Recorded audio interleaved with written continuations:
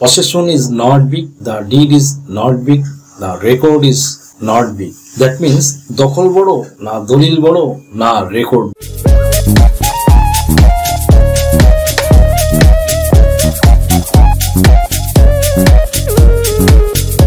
সুপ্রিয় দর্শক মন্ডলী, আসসালামু আলাইকুম।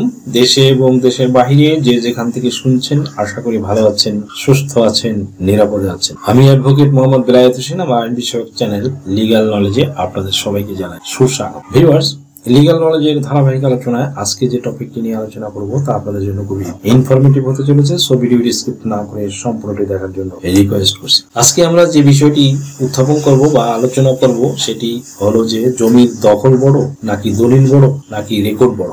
এই যে প্রতিবেদনটি আমরা নিয়ে এসেছি সেটা আজকে ভিডিওতে বিস্তারিতভাবে ডিসক্রাইব করব, কাজেই আমাদের সাথেই থাকুন। সুপ্রিয় দর্শক মণ্ডলী, ফার্স্ট অফ অল বলি যে সে ফর লাইক এক খণ্ড জমি রয়েছে, সেই জমিটির দখল বলতে মনে করুন যে তার দখলে জমিটি আছে। এবার দখলের জমি বলতে বোঝায় যে যিনি ওখানে কবজা করে আছে জমিটা সে তার দখলে নিয়েছে বা রয়েছে। এবার দখল থাকলে যে সে জমির মালিক হবে এমন কথা কিন্তু নয়, তবে জমির মালিক হওয়ার জন্য দখল থাকা প্রয়োজন। তাহলে আমরা এখানে দখলটা বড় বলতে পারবো কি? দেখুন, দখল, দলিল এবং রেকর্ড, এই যে তিনটি শব্দ বা তিনটি বিষয়, এরা পারস্পরিক ভাবে একে অপরের সাথে ওতপ্রোতভাবে জড়িত রয়েছে। এবার দখল যদি না থাকে আপনার, তাহলে ভূমি সংস্কার আইনে যে রেজিস্ট্রেশন আইন বলে আগে আপনাকে দখলে থাকতে হবে, তবেই সেই জমি আপনি ট্রান্সফার করতে পারবেন। দ্যাট মিনস সেই জমি আপনি বেচা বিক্রি করতে পারবেন, নয়তো কিন্তু আপনি বিক্রি করতে পারবেন না। আপনি যদি বিক্রি করেন দখল না দিয়ে, তাহলে সেটা কিন্তু বেআইনি বা ইলিগ্যাল কাজ হয়ে গেল। তাই কিন্তু দখল থাকা প্রয়োজন। তাহলে এখনই আমরা দখলটাকে বিশাল বড় ব্যাপার বলতে পারবো না, তবে দখল আপনাকে থাকতে হবে। এবার দখলের পর চলে আসি দলিল প্রসঙ্গ। আপনারা জানেন যে কোনো জমি যখন মালিকের নামে ট্রান্সফার হয় তখন কিন্তু সেই জমির একটা নির্দিষ্ট ডেট অফ এগ্রিমেন্ট বা দলিল থাকে। এবার আপনারা অনেকে অনেক প্রশ্ন করবেন যে ওয়ারিশ সূত্রে যারা জমির মালিক হয়েছে তাদের তো রেকর্ড সূত্রেই তারা মালিক হয়ে গেছেন, তাহলে তাদের তো দলিল নেই। এই কথাটা কিন্তু সম্পূর্ণ রং, কারণ তাদেরও দলিল রয়েছে, তাদের পিতার দলিল হোক বা দাদার দলিল হোক। এই কথায় বায়া দলিল অবশ্যই রয়েছে, যাকে পিত দলিল বলা হয়। দলিলটি কিভাবে, দ্যাট মিনস সম্পত্তিটা কিভাবে ট্রান্সফার হয়েছে সেই বিষয়ে অবশ্যই থাকবে। রেকর্ড মূলে তো হতেই পারে ট্রান্সফার হয়েছে, ঠিক আছে, বাট তা সত্ত্বেও বায়াদলিল, দ্যাট মিনস যাকে আমরা বায়াদলিল বলি, সেটা থাকবে। কোনো না কোনো বায়াদলিল অবশ্যই থাকবে, দিস ইজ দ্য ফ্যাক্ট। এবার চলে আসি, বায়াদলিল তো না হয় থাকলো, সেটা ঠিক আছে বন্ধুরা। তাহলে দলিল কেন বড় হবে না?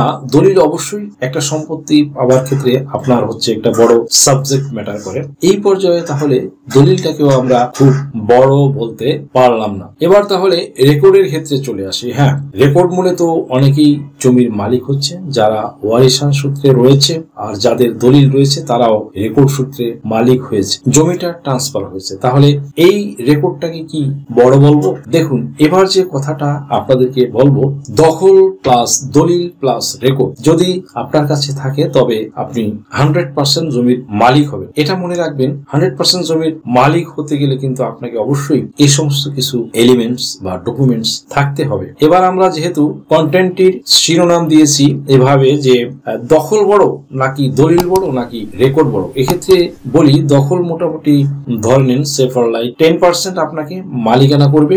জমির 10% বললাম এই জন্যই, দখল না থাকে তবুও আপনার কাছে যেহেতু দলিল আর রেকর্ড যদি থাকে তাহলে আপনি 90% জমির মালিক। সেক্ষেত্রে আপনি মহামান্য আদালতে চ্যালেঞ্জ করতে পারবেন, এই জন্যই বললাম। আর যদি বিক্রি করার ক্ষেত্রে আপনি যাকে বিক্রি করবেন তাকে কিন্তু দখলটা বুঝিয়ে দিতে হবে। তাই ভূমি কিন্তু দখলটা বুঝিয়ে দিতে হবে। এজন্য ভূমি সংস্কারের যে রেজিস্ট্রেশন আইন রয়েছে সেখানে বলা হয়েছে জমি বিক্রি করার সময় তাকে দখল বুঝিয়ে দিতে হবে। দ্যাট মিনস যিনি কিনছেন, ক্রেতা বা বায়ার, এই বিষয়টা কিন্তু সেখানে পুঙ্খানুপুঙ্খভাবে বলা হয়েছে। তাহলে এখানে যেখানে বললাম দখল যদি থাকে তাহলে আপনি 10% জমির মালিক হলেন।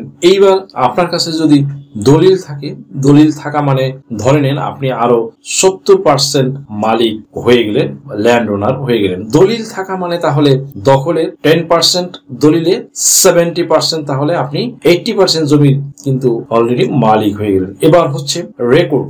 রেকর্ডটা যখন যখন আপনি নিজের নামে করে নিলেন তখন আপনি 100% জমির মালিক হয়ে গেলেন। তাহলে আপনি নিশ্চয়ই বুঝতে পারলেন যে দখল প্লাস দলিল প্লাস রেকর্ড থাকলে 100% জমির মালিক আপনি। এবার অনেকে বলেন যে তার দখলও আছে, দলিলও আছে, বাট আমি রেকর্ড করিনি। দেখুন, এই বিষয়টা হলো একটা মূর্খতা বা অজ্ঞতা বা অদূরদর্শিতা। কারণ আপনি যদি রেকর্ড না করেন তাহলে আপনাকে সরকারিভাবে জমির মালিক বলা যাবে না। আপনি হয়তো সঠিক উপায়ে দলিল করেছেন, আপনার কাছে দখল রয়েছে, তা সত্ত্বেও আপনাকে অ্যাজ পার ল অনুসারে জমির মালিক বলতে পারবো না।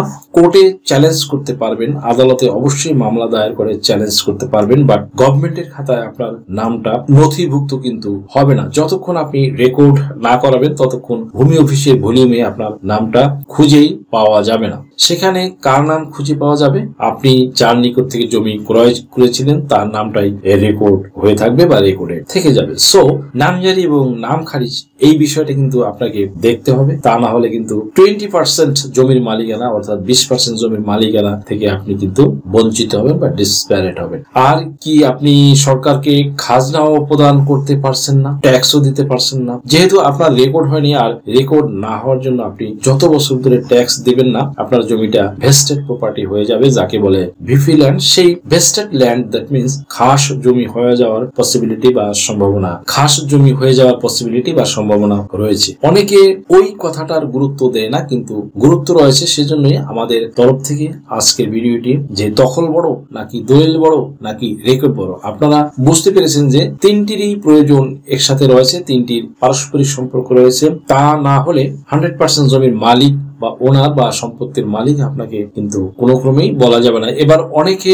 করে কি, দলিল করে ওয়ারিশান সূত্রে জমির মালিক হয়ে গেছে এবং তাদের কাছে দখল রয়েছে।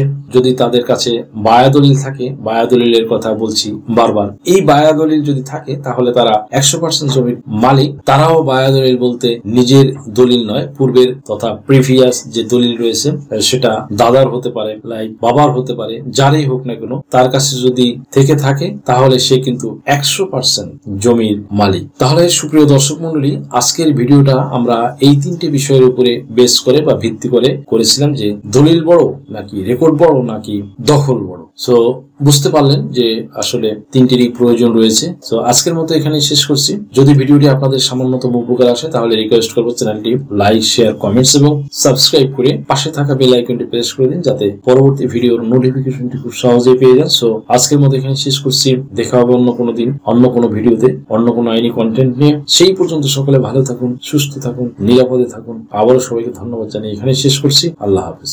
আপনার কি নাম ও বয়স সংশোধনের জন্য হলফনামা প্রয়োজন? এনআইডি, সার্টিফিকেট, পাসপোর্ট, জন্ম নিবন্ধন, দলিলের ভুল সংশোধনের হলফনামা, ধর্ম পরিবর্তনের জন্য হলফনামা, তালাক প্রত্যাহারের জন্য হলফনামা, যৌথ বিবাহের হলফনামা, রেজিস্ট্রি সহ কোর্ট ম্যারেজ, এছাড়া অন্য সকল ধরনের হলফনামা কিংবা এফিডেভিট নিতে আজই ডায়াল করুন 01724 583 880 নাম্বারে।